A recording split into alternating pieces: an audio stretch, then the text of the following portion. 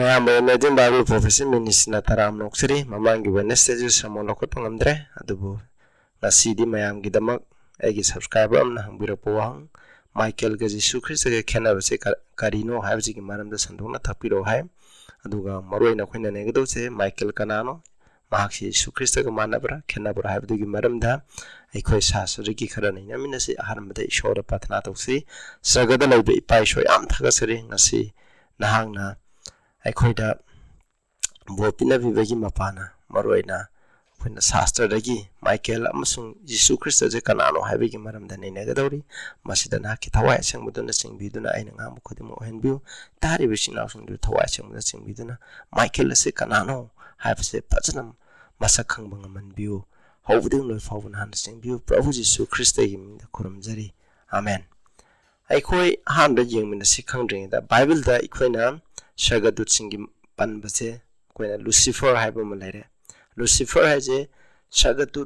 ꯁꯔꯒꯗ ꯂꯩꯔꯤꯕ ꯁꯔꯒꯗꯨꯠ ꯈꯨꯗꯤꯡꯃꯛꯀꯤ ꯈ꯭ꯋꯥꯏꯗꯒꯤ ꯃꯀꯣꯛ ꯊꯣꯡꯕꯗꯣ ꯃꯗꯨ ꯁꯔꯒꯗꯨꯠꯅꯤ ꯃꯥꯅ ꯇꯨꯈ꯭ꯔꯕ ꯃꯇꯨꯡꯗ ꯀꯅꯥꯅ ꯑꯣꯏꯕ꯭ꯔꯥ ꯍꯥꯏꯕꯗꯨ ꯑꯩꯈꯣꯏꯅ ꯑꯃꯨꯛ ꯌꯦꯡꯁꯤ ꯑꯗꯨꯒ ꯃꯥꯏꯀꯦꯜ ꯍꯥꯏꯕꯁꯤꯃꯁꯨ ꯇꯥꯔꯦ ꯑꯗꯨꯒ ꯒꯦꯕ꯭ꯔꯤꯌꯦꯜ ꯍꯥꯏꯕꯁꯦ ꯑꯩꯈꯣꯏꯅ ꯑꯣꯜ ꯇꯦꯁꯇꯥꯃꯦꯟꯒꯤ ꯃꯇꯝꯗ ꯅ꯭ꯌꯨ ꯇꯦꯁꯇꯥꯃꯦꯟꯒꯤ ꯃꯇꯝꯗꯁꯨ ꯍꯥꯏꯔꯤꯕ ꯁꯔꯒꯗꯨꯠꯁꯤꯡꯁꯦ ꯇꯥꯏꯌꯦꯕ ꯑꯗꯨꯅ ꯍꯥꯏꯔꯤꯕ ꯑꯁꯤꯒꯤ ꯃꯔꯝꯗ ꯑꯩꯈꯣꯏꯅ ꯃꯥꯏꯀꯦꯜꯁꯦ ꯀꯅꯥꯅꯣ ꯍꯥꯏꯕꯁꯤꯒꯤ ꯃꯔꯝꯗ ꯑꯩꯈꯣꯏꯅ ꯐꯖꯅ ꯅꯩꯅꯗ꯭ꯔꯤꯉꯩ ꯃꯃꯥꯡꯗ ꯑꯩꯈꯣꯏꯅ ꯑꯣꯜ ꯇꯦꯁꯇꯥꯃꯦꯟꯒꯤ ꯃꯇꯝꯗ ꯑꯦꯟꯖꯦꯜ ꯑꯣꯐ ꯗ ꯂꯣꯔꯗ ꯍꯥꯏꯕ ꯑꯃ ꯀꯟꯅ ꯇꯥꯏ ꯍꯥꯏꯔꯤꯕ ꯑꯦꯟꯖꯦꯜ ꯑꯣꯐ ꯗ ꯂꯣꯔꯗꯁꯦ ꯀꯅꯥꯅꯣ ꯍꯥꯏꯕꯁꯤ ꯑꯩꯈꯣꯏ ꯍꯥꯟꯅ ꯈꯪꯗꯣꯛꯁꯤ ꯑꯗꯨꯒꯤ ꯃꯇꯨꯡꯗ ꯃꯥꯏꯀꯦꯜ ꯀꯅꯥꯅꯣ ꯒꯦꯕ꯭ꯔꯤꯌꯦꯜ ꯀꯅꯥꯅꯣ ꯂꯨꯁꯤꯐꯔ ꯀꯅꯥꯅꯣ ꯍꯥꯏꯕꯁꯦ ꯑꯩꯈꯣꯏꯅ ꯈꯔ ꯌꯦꯡꯃꯤꯟꯅꯕ ꯌꯥꯏ ꯃꯍꯧꯔꯣꯟ 16ꯒꯤ 9 to 10 ꯍꯥꯏ Angel of the Lord said unto her, Angel of the Lord na Hagarda asumna hairami Salo nahaki mistress ki manakta nahaki madam nahaki nabi amagi manakta salo nang nasamang maki makhada kathoro haimni sida tenda and the angel of the Lord said unto her Prabhu ki dut aduna mangonda hai I will multiply thy seed exceedingly aina nangi daraje masing thingam dana yam khalangani that it shall not be numbered for multitude masi masing thibasu ngamlaroi habne aduna disida ikona text sidagi ikona yengba matamda hai angel of the Lord se masi isam samba shagadut amanate shagadut amana hagarda promise bibunga moy aina nangi dara se masing tingamda ba makai yaman bangangani haina mana bor bibunga moy shagadut amana kanagumba mi amabu masing yamanangai bor bibunga moy masi kanano angel of the Lord se masi degi hore angel of the Lord se kanano masi ishor amani habje akoina maroina masi Yesu Kristani habdo masina su kharadi tai ko yengjiko aduga Genesis 22 gi 11 12 ta ishona Abraham da maki amta poksoba masa Isaac to kallu hai katningai gi Mount Moriah da pore kalamda gi matamda kai habra habdo yemun se taramda ishogi dut aduna Shagadagi mangonda kauraki asa haiki Abraham mahangna khumki ai sida lejare and he said aduga mahangna haiki nahaki nakhut adu nupa masa adu da tharanu adi mabu halanu hamni neither do thou anything unto him mangonda kashtarum for I know aina khangi that thou fearest God nangna ishobu ki haba khangi Sing thou hast not withheld thy son, thine only son from me. Masinangna ishobu ki hai. The man, angel of the Lord, hai Abraham da. Aduna nangi amatangai pa masanu pa ado, and thine only son from me. Nangi amatangai pa nasanu pa ado, ingon degi pitok kadabdo, adu degi nangna pitok dabado taudare hai. Me hai kanano angel of the Lord. Angel of the Lord se kanano sida habdi ishora mani habdo masi mayek singna sida so anum khangale aduga mo khone yengse ko hena clear oningai de ma Exodus 3 gi 2 da um haisi Moses ta adi mana yaw shelingai matam da lamhangda mongsong ama mathak ta sakpudo adugi maram da yengse aduda kari habre yengse mongsong ama gi manung de gi mai gi mairi na Jehovah gi dut aduna mongondo uhanbiki Maidida Jehovah ki dut aduna mongondo ubhegi angel of the Lord ko uhanbiki mahana madu uba matanda yang mongsong adu mai chak tunarami adu mai aduna mongsong adudi chak thiklamde hamni mathak ta chak pa makha chak ta 4 5 ta min je moksina nakanda yengnaba laishilakpa adu Jehovah na ubadai sida angel of the Lord se kanano si Jehovah hai sida hai ko 5 ta when the Lord saw that he turned aside to see hai ji adu angel of the Lord tu di kanano sidi ishoni Jehovah ni hai sida adu di miye biga pau phawla ba saksa unaraga natro khonje na pau phawla ba mi di kanano Prabhu Jisu Christani habje khona kawbe de sida ko ishona mongsong adugi manung degi mongonda kawrakhi hai angel of the Lord habini angel of the Lord se ishor oire sida mongsina khumki ai mafam asida laijai mana ki nahak mafam asida naksilakanu nangondegi nahaki sandal lauthu maramdi nahana leliba mafam do aseng mafam ni ham ishon leba mafam do aseng mafam ne adugi da muksida to make angel of the Lord se kanano masi ishor amani habini adu itadi angel of the Lord se kanano ipai shon na tabi kanano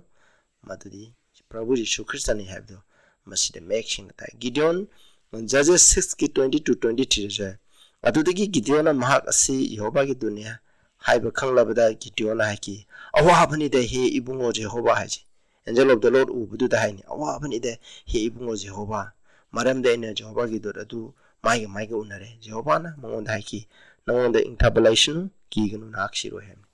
masina zu making na namta khara samdula je ko aduga Daniel 10 gi 13 ga verse 21 da ikoi amu yengminase masida na amu kanano habdo jengji sidida ikoina sidana Michael gi maramda ikoina khara amu uba phangani ko Michael ese kanano habdi gi maramda ikoi amu yengjeba aduna aina ngasai gi Old Testament angel of the Lord haidi kanano Prabhu Jisu Krishni khari gi damu Prabhu Jisu angel of the Lord haina haidi biji karino habje khangdeb adu mak sargaduni haibdi nati Prabhu Jisu Krishna sargadu nati adubu mangonda ju angel of the Lord angel haina refer tawe aduga aikoina mu yengmane se Michael haibse kadai degi hana phangi habdo Michael ga Gabriel ga laina ba marido aikoina mu sidagi akoi amu yengminar se 10 gi 13 da yengchi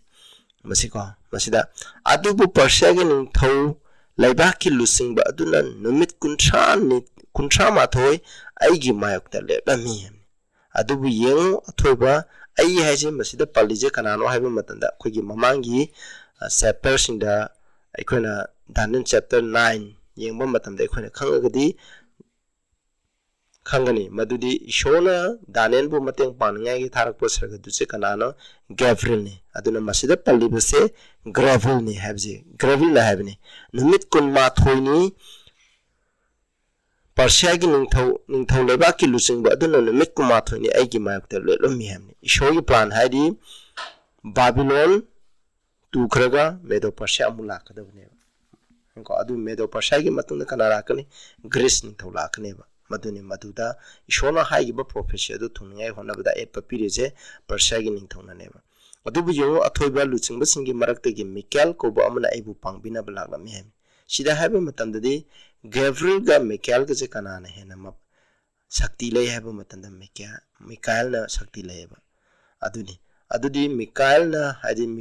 Michael hamni ko Michael na Gabriel bu mateng pangla maramdi aina mafum aduda Persia gi ningthausingi manakta leirami 21 adubu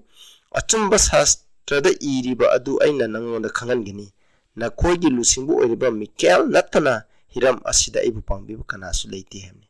haibadi na khoigi lusingbu oiriba English study but Michael your friends hamni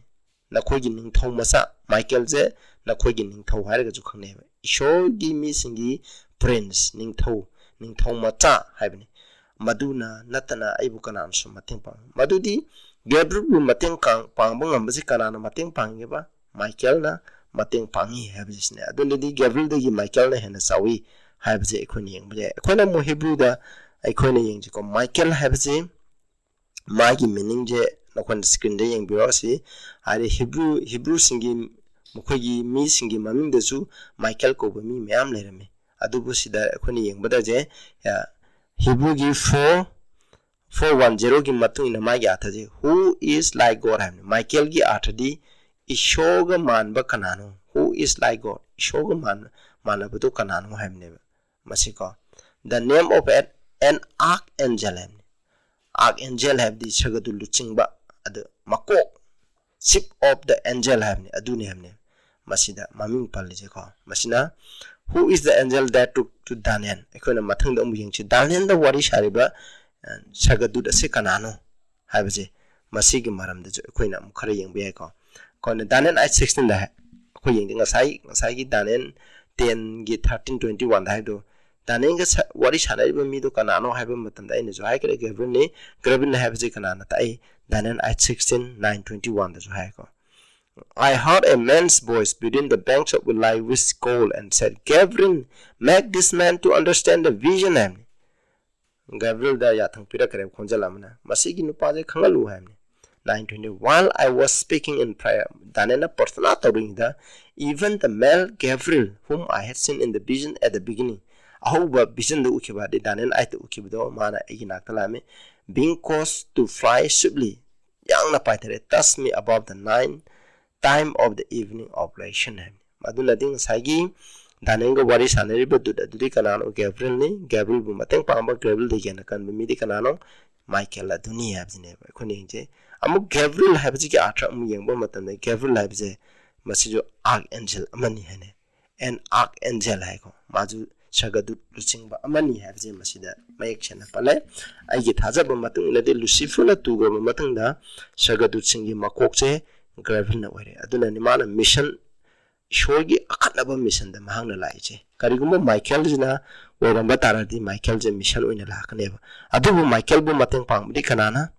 Gabriel bu mateng pangmudi kanana Michael na matek pangi habje ekoni yengbe ko khona summary danin chapter 10 gi summary yengmeda yamna mating mangan chawbo mi ese kanano hade Yesu Christ ni haina thajane 10 gi 5 to 6 adugan danenda mai sida wari shariba sagadu dudi kanano Gabriel ne aduna Michael je kanano hai kanda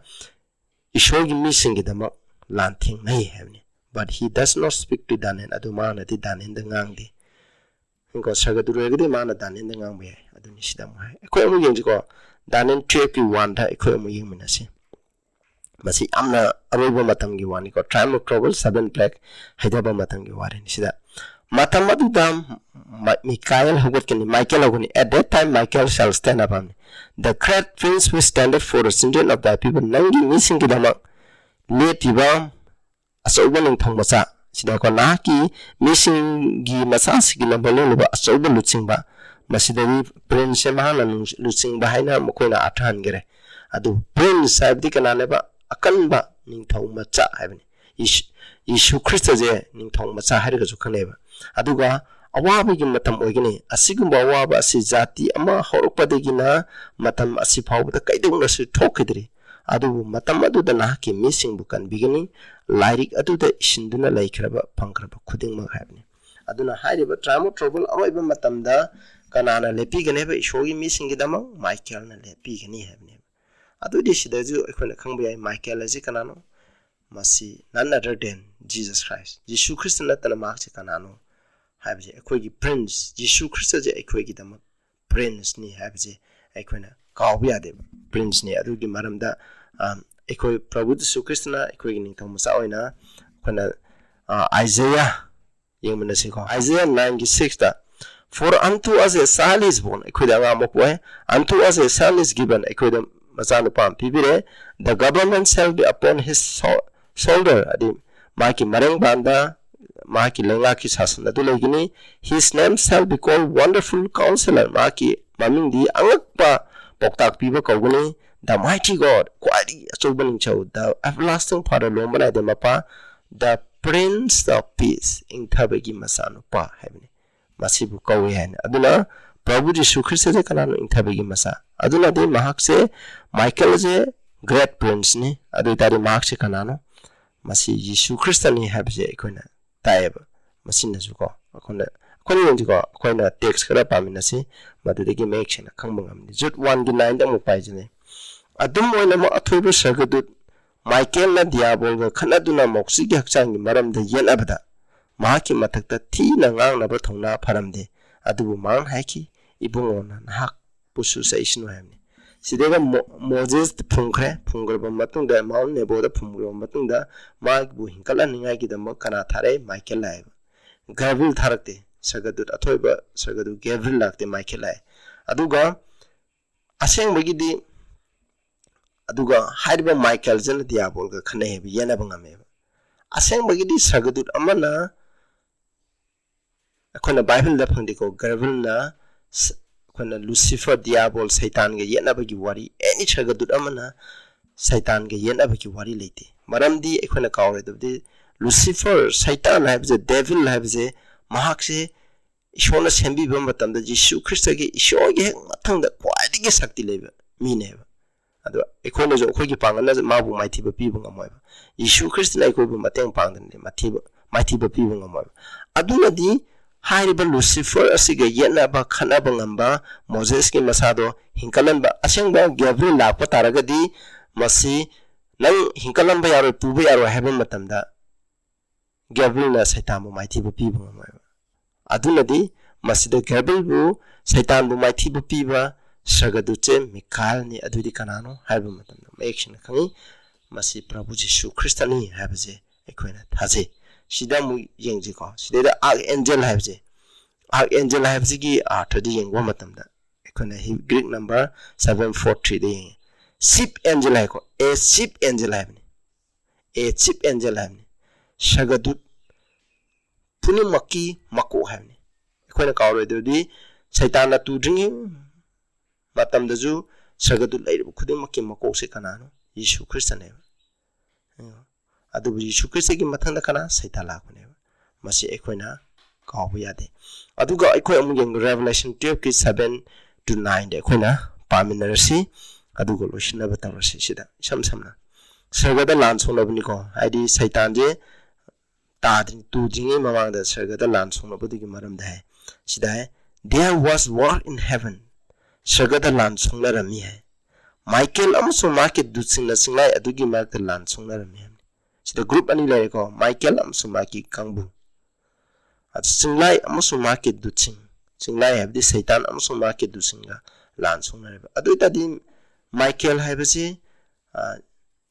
Sagadut ki lusingba amo itadi kamaina mahana maki kambuga Satan ki kambuga lan songnabda kamaina mana ngamdino masi ekhoina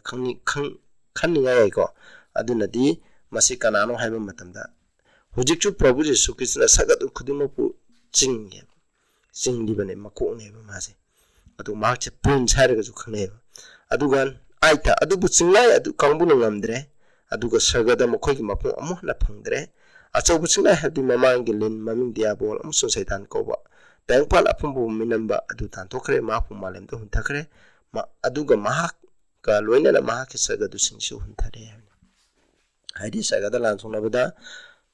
Satan magi kambuga Michael amso mai kambuga lan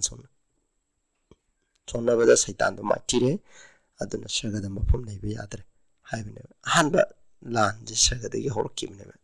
Snausa aduna takpadi Michael haibse Kanano Satan bu maithi ba piba ngamba atoba Sagadu singilu singba hairagadi Kanano haibada masi Jesu Christani haibje ekhoina strongly pigiraba Bible ki evidence mayam asidagi ekhoina thajai aduga Old Testament gi matamda angel of the Lord hairagadi Kanano masi Prabhu Jesu Christani kanamtana any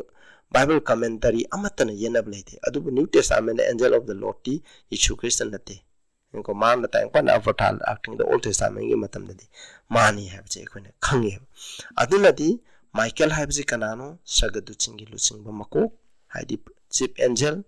ruler of angel haragadi Prabhu Jesu Christani aduga mahakse ekhoigi migi naki misingi damuchu prince kawe Prabhu Jesu na ekhoigi dam cross ta pangtingduna sibi aduna mahana ekhoigi dam ningthong sa oibiduna ekhoigi dam mana hujichu kana lepireba aduna Michael habje Jesu ga amatani khenaba karisu leite Bible da piriba evidence sakhi mayam asina tai Michael habje Jesu Christani Daniel 1 habigi matuna aroiba matumda mahangna mahaki missing damak lepigani aduga ahingbigi like ming isangra khudimok to kanbigani hai aduna sida karisu singna niya lete aduba ayamba Protestant denomination is Michael has a Jishuni have a Sunayade. At the Bible the Pidiba evidence a Sigimatung Nadi, Michael has a Jishu Christagi Atopa Mamini, have a say, Siena Taze, Masi Soider Wafamni, at the Tabiba Mayam cutting the Su,